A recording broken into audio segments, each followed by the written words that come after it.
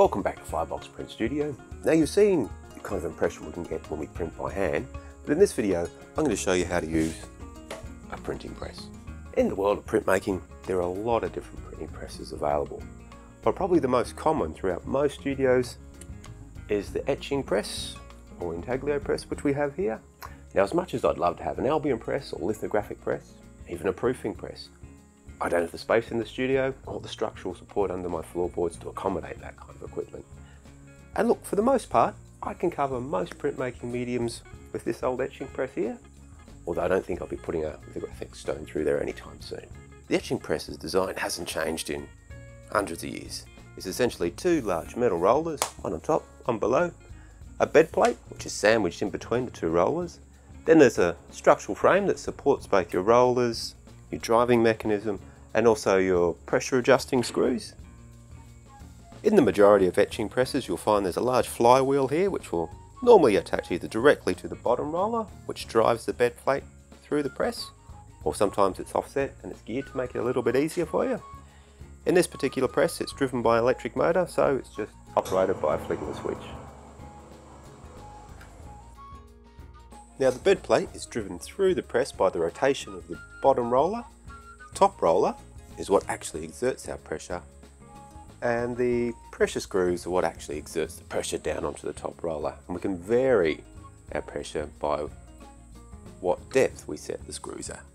When we're working with the press and printing, we want the pressure exerted equally over the top of our printing block, so we need to have the top roller level and parallel with the bed plate.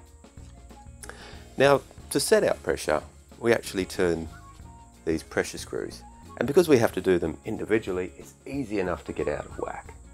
So what I like to do before I start setting the pressure is make sure that the roller is level. I'll lower the top roller evenly down onto the bed plate.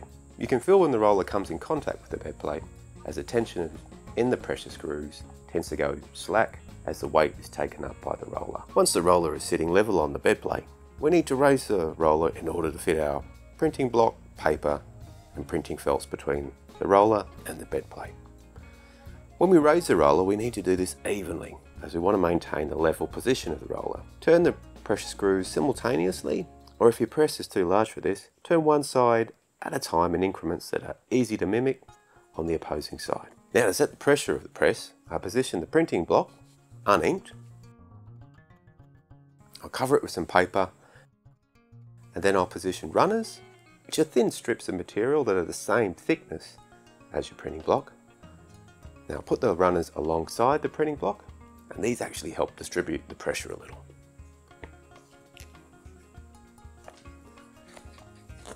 Now we need some kind of material to transfer the weight of the roller onto the paper, and most commonly you'll find these in a printmaking studio.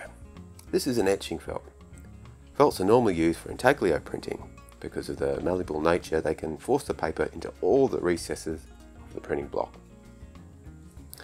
Now in relief printing, we actually don't want this, as this will start to force the paper and the ink into the recesses of the block, which will compromise the detail and clarity of your image. But this is something we have to keep an eye on when we're setting our press and when we're printing, and we need to adjust the pressure accordingly.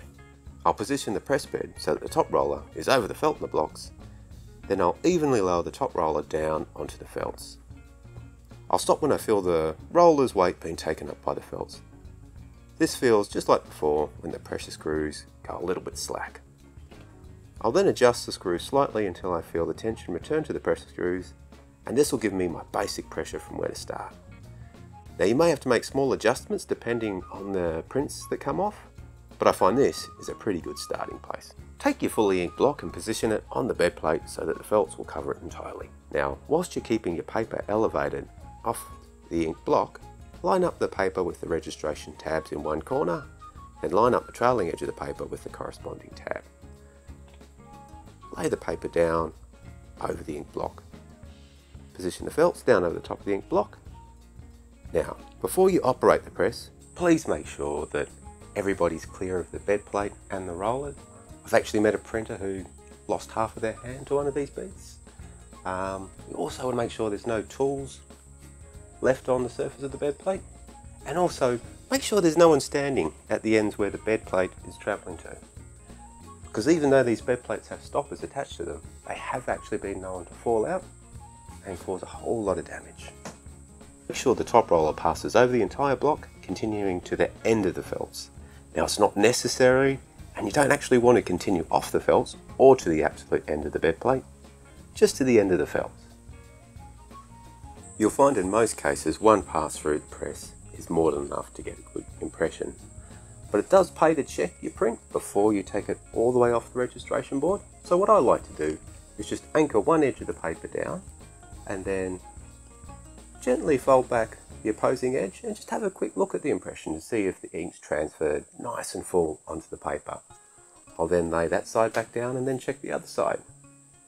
And once I'm happy with the way the impression looks, I can peel it all the way off and then straight into the rack for it to dry. But if it's not, and let's say there's a few patches which the ink hasn't transferred so well, I can lay the paper back down again, adjust my pressure slightly and put the print back through the press, or I can utilise the skills I learnt before, and I can actually take a baron and just selectively burnish the back of those areas which haven't transferred those well. So that's how to set and operate an etching press. Look, they're a great bit of equipment, but please take care when you are using them, because they do bite. Now, so far in the series of videos, we've covered everything from drawing an image, transferring it to a block, carving it, printing it. Now in the last video, what do I look at? Some of the common pitfalls you may run into when you are printing, and we'll look at what causes them and how to fix them. So until then, happy printing, and I'll see you next time.